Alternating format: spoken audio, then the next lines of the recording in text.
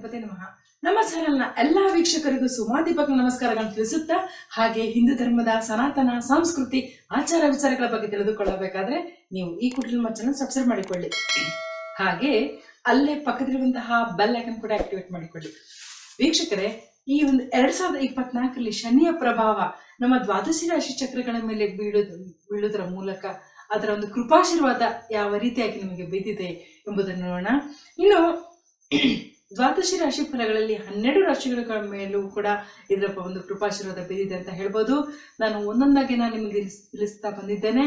ಹಾಗೆ ಈ ಒಂದು ಕೊನೆಯದಾಗಿರುವಂತಹ ಒಂದು ಮೀನ ರಾಶಿ ಅದರ ಮೇಲೆ ಯಾವ ರೀತಿಯಾಗಿದೆ ಎಂಬುದನ್ನು ನೋಡೋಣ.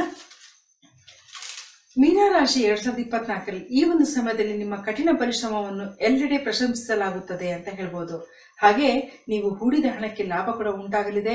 ಕುಟುಂಬದ ಸದಸ್ಯರ ಪ್ರಗತಿಯಿಂದ ಮನಸ್ಸು ಕೂಡ ಸಂತೋಷವಾಗುತ್ತದೆ ಅಂತ ಹೇಳ್ಬೋದು. ಮತ್ತು ವಿದ್ಯಾರ್ಥಿಗಳು ಕೂಡ ವಿದೇಶದಲ್ಲಿ ಅಧ್ಯಯನ ಮಾಡಲು ಇಚ್ಛಿಸಿದರೆ ಅವರ ಆಸೆ ಕೂಡ ಈಡೇರುತ್ತದೆ ಅಂತ ಹೇಳ್ಬೋದು. ಅಷ್ಟೇ ಅಲ್ಲದೆ ತಮ್ಮ ಬಾಳ ಸಂಗಾತಿಯ ಸಹಕಾರವು ಕೂಡ ಪ್ರತಿ ಹಂತದಲ್ಲೂ ಕೂಡ ಇವರಿಗೆ ಸಿಗ್ತದೆ ಅಂತ ಹೇಳ್ಬೋದು. ಆದರೆ ನೀವು ಅವರ ಒಂದು ಆರೋಗ್ಯದ ಬಗ್ಗೆ ಸಂಪೂರ್ಣವಾದಂತಹ ಕಾಳಜಿ ವಹಿಸಬೇಕಾಗ್ತದೆ.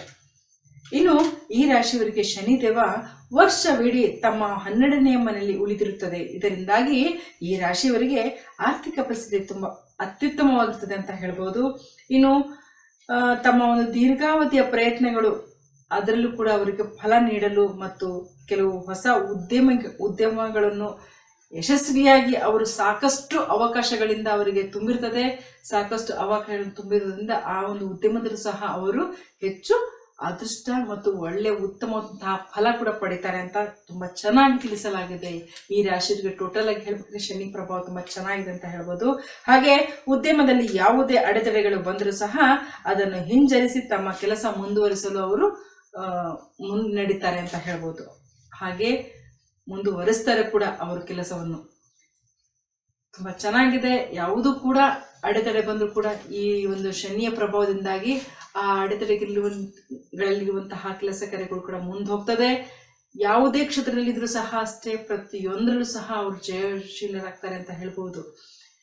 ತುಂಬಾ ಚೆನ್ನಾಗಿದೆ. ಟೋಟಲ್ ಆಗಿ ಹೇಳ್ಬೇಕಂದ್ರೆ ಈ ಶನಿಯ ಪ್ರಭಾವ ಅತ್ಯಂತ ಅದ್ಭುತವಾದಂತಹ ಒಂದು ಕೃಪಾಶೀರ್ವಾದ ಎಲ್ಲಾ ರಾಶಿ ಚಕ್ರಗಳ ಮೇಲೂ ಕೂಡ ತೋರಿದ್ರಿಂದ ಖಂಡಿತ ಎಲ್ಲರಿಗೂ ಸಹ ಅವರ ಒಂದು ಸುಖ ಸಂತೋಷ ಅವರ ಬಾಳಲ್ಲಿ ಚೆನ್ನಾಗಿ ಇರಲಿ, ಚೆನ್ನಾಗಿ ನಡೆಯಲಿ, ಆ ಒಂದು ಭಗವಂತನ ಆಶೀರ್ವಾದ ಇರಲಿ ಅಂತ ಹೇಳುತ್ತಾ, ಹೀಗೆ ಇನ್ನು ಅನೇಕ ವಿಚಾರ ತಿಳಿದುಕೊಳ್ಳಬೇಕಾದ್ರೆ ನೀವು ನಮ್ಮ ಚಾನಲ್ ಸಬ್ಸ್ಕ್ರೈಬ್ ಮಾಡಿಕೊಳ್ಳಿ.